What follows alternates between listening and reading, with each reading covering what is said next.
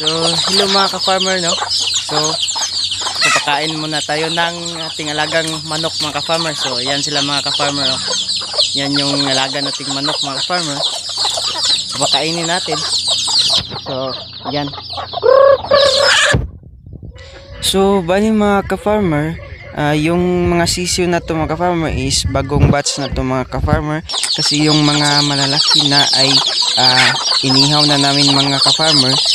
Kapag magpatrabaho kasi kami sa aming sakahan is yun yung silbi ipaulam namin mga ka-farmer, kasi nga is alam naman natin na yung tinulang manok is masarap po yan mga ka-farmer kapag native siya mga ka-farmer. So yung sabaw niya mga ka-farmer is matamis mga ka-farmer. So yan yung paraan namin dito mga ka-farmer para makatipid na rin ng pang-ulam mga ka-farmer.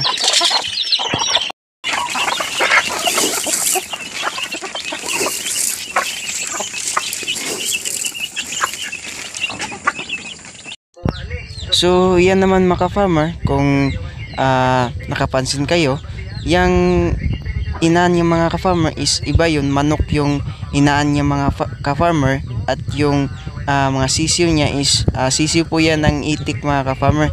So bali mga ka-farmer, yung nagpisa niyan mga ka-farmer is yung ina ng manok mga ka-farmer, kasi nga wala kaming incubator dito mga ka-farmer. So yung manok na lang yung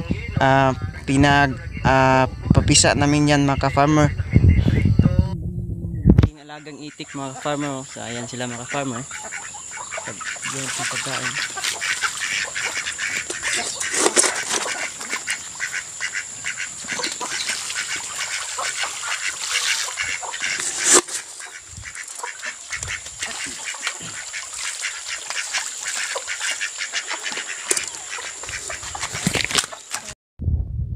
So ayan sila mga ka-farmer. So yung mga maliit na farmer, yung mga sisiw is hindi ko sinali sa yung malaki dito sa loob. Andyan sila loob mga ka-farmer. So ayan, para hindi sila apak-apakan ng mga malaki na.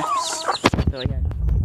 So yan mga ka-farmer, no? So napakasaya talagang pagmasdan mga ka-farmer kapag yung mga alaga mo is unti-unti nang dumami. So lahat ng mga manok namin dito mga ka-farmer is native po to lahat.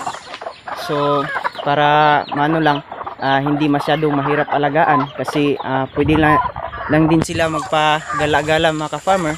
So itong ginagawa lang namin kulungan nila is para lang po to pag diyan kasi sila matutulog yung ating mga manok mga ka-farmer.